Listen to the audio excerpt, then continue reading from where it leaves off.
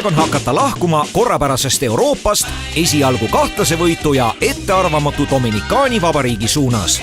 Kui orkaanijumal seda muidugi võimaldab. Ootused olid muidugi ärevad, olles vahetult CNN-ist näinud Maria kohutavat laastamistööd Puerto Ricos. Peagi sai siiski selgeks, et orkaan Maria puudutas Dominikaani vaid riivamisi ning endaga suuri kahjustusi kaasa ei toonud. Loomulikult valitses esimesel rahulikul hommikul saare kirdeosas Bavaro linnas vaikus nagu peale tormi ikka. Tundus nagu oleksid kõik kuhugi ära põgenenud. Tänavatel võis näha kergeid üleujutuse jälgi, maha murtud suuremaid puid ja elektripoiste. Otsustasin igaks juhuks sellest maajäetuna tunduvast asulast kiiremas korras lahkuda pealinna saare lõuna suunas ning ka veel teel olles tuletas muidu meeldivalt troopilise kliima karmim ja äkilisem pool ennast korduvalt meelde. Siin Tornado Chaser kuuldi, aga ma olen vist natuke hiljaks jäänud. Ei ole päris see. Väga tihti hakkasid ka ennast meelde tuletama tasuliste maanteede maksukogumispunktid ja esialgu ikka nii 3 ja 4 euro kaupa. Saare ühest otsast teise sõites tuleb teemaksu kuludesse kanda orienteeruvalt 25–30 eurot. Bensiini eest küsiti minu reisi hetkel umbes euroliitri eest.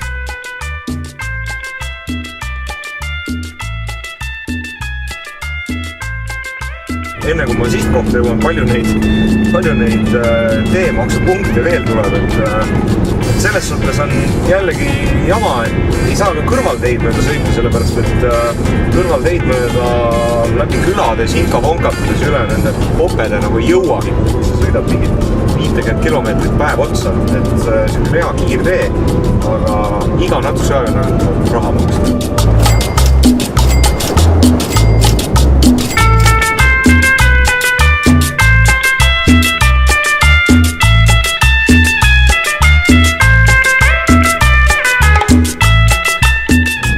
Maksa oodata, et keegi inglist keelt oskab. Nii et inimesed, harige ennast, õppige keeli. Neil läheb vaja. Olen nõus selle väljamineku tegema, et näha oma silmaga Santo Domingot, Dominikaani vabariigi pealinna, uue ja vana maailma sõlmpunkti. Olgu siis juba ka öeldud, et Santo Domingo linna rajas 1496. aastal Christopher Columbuse noorem vend Bartolomeo Columbus ning seda peetakse vanimaks järjepidevalt asustatud olnud eurooplaste alaks Ameerikas.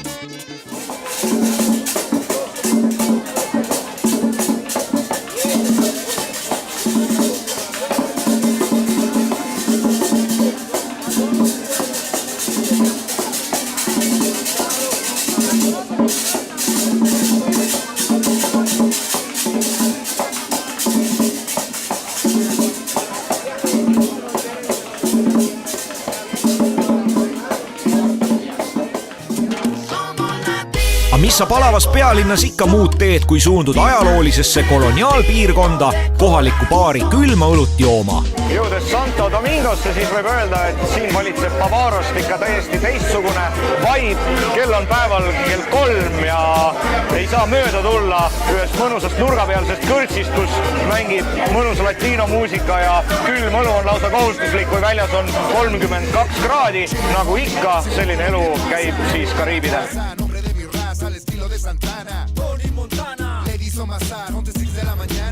Ja seda autot siin pole ehitanud kohalik meistrimees, vaid hoopis näete visuaalset põhjendust sellele, miks paljud inimesed Hiina moodsat autotööstust vihkavad.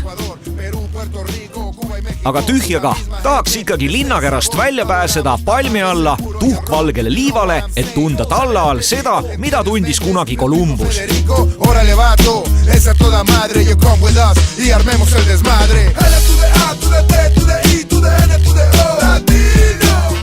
Järgmises osas universumi ummikute ema teel Puerto Platasse. Igavus ajab jooma.